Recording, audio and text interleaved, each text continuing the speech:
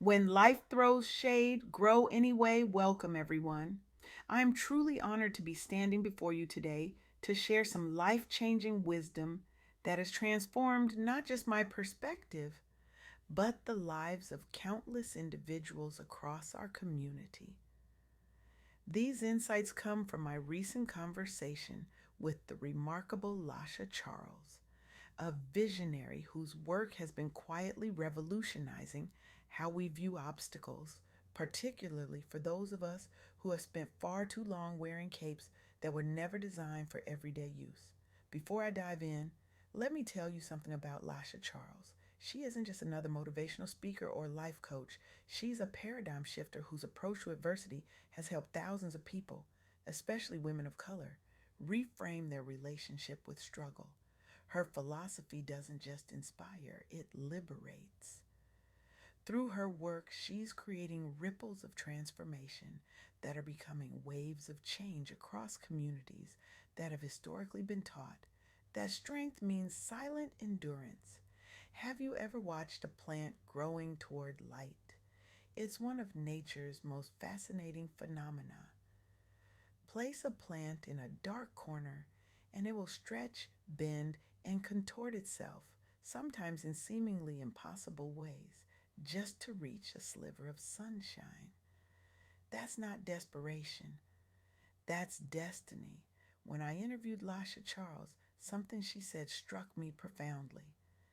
Every obstacle is an opportunity designed to propel you toward your purpose, not hold you back. This wisdom isn't just beautiful, it's revolutionary for those of us who've been taught that hardship is just hard. But what if we've been looking at challenges all wrong? What if every closed door, every rejection letter, every not yet isn't a roadblock but a redirect? What if the universe isn't punishing you but preparing you? I know that sounds like something printed on a coffee mug you'd find at Target next to the scented candles and inspirational wall art. But I promise you, this is far more profound than a catchy phrase. When I asked Lasha what she wanted people to remember most from our conversation, she emphasized three powerful truths: embrace challenges as catalysts, recognize resilience as a learned superpower, and understand that your journey inspires others, especially within our community. Let's talk about Ursula Burns for a moment. Imagine growing up in public housing on the Lower East Side of Manhattan, single mother raising three kids. The odds already stacked against you. Now imagine walking into corporate America in the 1980s as a black woman with an engineering degree. Talk about entering a room where nobody looks like you. Talk about courage. Talk about defying expectations. Burns started as a summer intern at Xerox. An intern. Let that sink in for a moment. By 2009, she became the first Black woman CEO of a Fortune 500 company. The first in 2009, not 1979, not 1989, 2009. Let that timeline register in your consciousness. But here's what's fascinating about Burns' story and what Lasha Charles highlighted in our interview. Burns didn't succeed despite the challenges. She succeeded because of how she approached them. When faced with problems nobody wanted to tackle, she raised her hand. When confronted with difficult conversations about race and leadership, she leaned in. When others saw barriers, she saw stepping stones. Burns once said, "Where you are is not who you are." That's the essence of what Lasha Charles means when she talks about embracing challenges as catalysts. Your circumstances are just that, circumstances. They're not your identity. They're not your destiny. They're just the soil you happen to be planted in right now.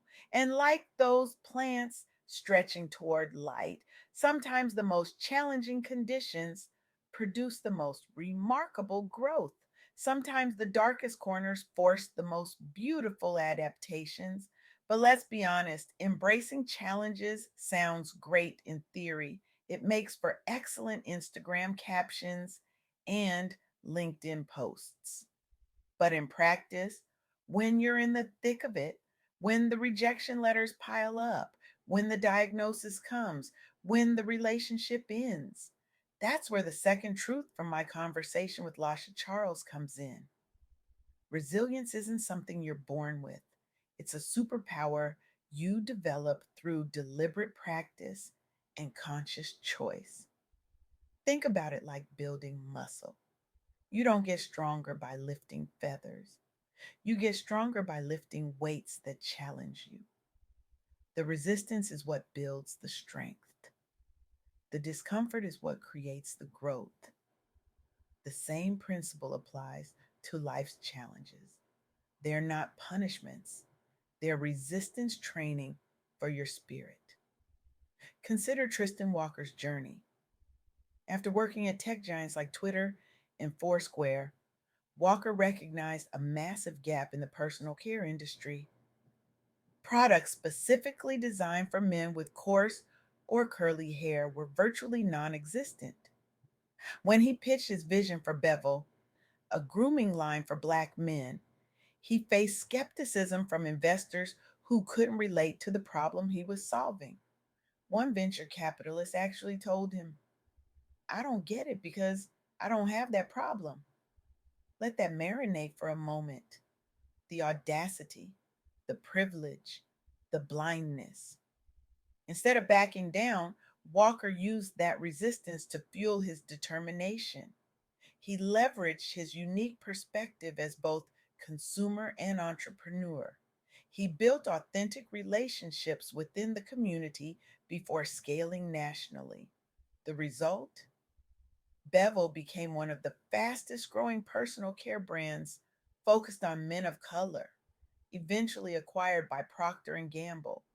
Walker didn't just create a successful company, he changed how major corporations approach multicultural markets. He opened doors for other diverse founders seeking investment, all because he refused to let rejection define his path, all because he understood that sometimes the no you receive isn't about your worth, it's about the limited vision of others. As Lasha Charles emphasized in our interview, facing adversity builds strength, clarity, and direction for your destiny. Walker's story embodies this perfectly. But here's where it gets even more powerful. And this is the third truth Lasha shared. Your journey isn't just about you. When you push through tough times, when you refuse to let obstacles define you, when you transform challenges into catalysts, you become a blueprint for others, especially within our community. Kimberly Bryant understood this when she founded Black Girls Code in 2011. As an electrical engineer, Bryant had navigated tech spaces that were overwhelmingly white and male. When her daughter showed interest in computers but found few role models who looked like her, Bryant didn't just complain about the problem, she became the solution. She created Black Girls Code to teach coding skills specifically to young girls from underrepresented communities. Since its founding, the organization has introduced over 20,000 girls worldwide to computer programming. That's 20,000 young women who now see themselves thriving in STEM fields. 20,000 young women who understand that they belong in those spaces. 20,000 young women who will become the next generation of innovators, creators, and leaders. All because one woman refused to accept the status quo.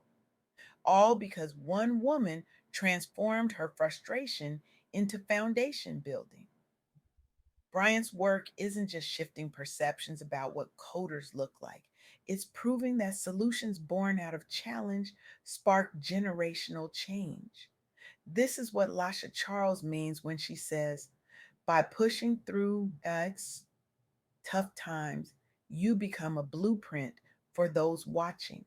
Your resilience isn't just for you, it's for everyone watching you navigate life's obstacles. It's for your children, your nieces and nephews, your mentees, your community. They're watching how you respond when life throws shade. They're learning from how you grow anyway. Now, I know what some of you might be thinking. That's great for Ursula Burns and Tristan Walker and Kimberly Bryant. They're exceptional people doing exceptional things. My challenges aren't leading to Fortune 500 CEO positions or multi-million dollar acquisitions. I hear you. And so does Lasha Charles. The truth is, not every challenge leads to headline making success.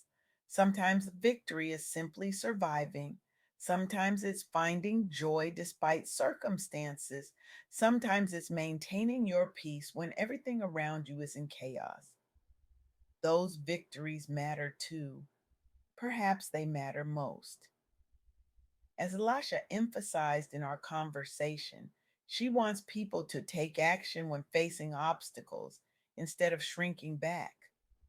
Whether it's pitching yourself boldly at work or starting something new despite fear. The scale of the action isn't what matters. What matters is that you see each challenge as intentional preparation rather than punishment. That shift in perspective changes everything. When you view obstacles as catalysts rather than roadblocks, you approach them differently. You look for the lesson, the redirect, the opportunity hidden within the challenge. When you recognize resilience as a learned superpower, you stop beating yourself up for struggling. Instead, you honor the strength you're developing through the struggle. When you understand that your journey inspires others, you carry yourself with purpose, even when the path is difficult. You recognize that how you navigate challenges today creates a roadmap for someone else tomorrow. These truths that Lasha Charles shared aren't just motivational sound bites, they're transformational principles that can revolutionize how we approach life's inevitable difficulties, especially for those of us who've spent years in survival mode. We've led teams, raised families, held down households, carried communities. We've worn the superwoman cape for so long that we've forgotten it was never designed to be worn permanently. So here's my challenge to you today.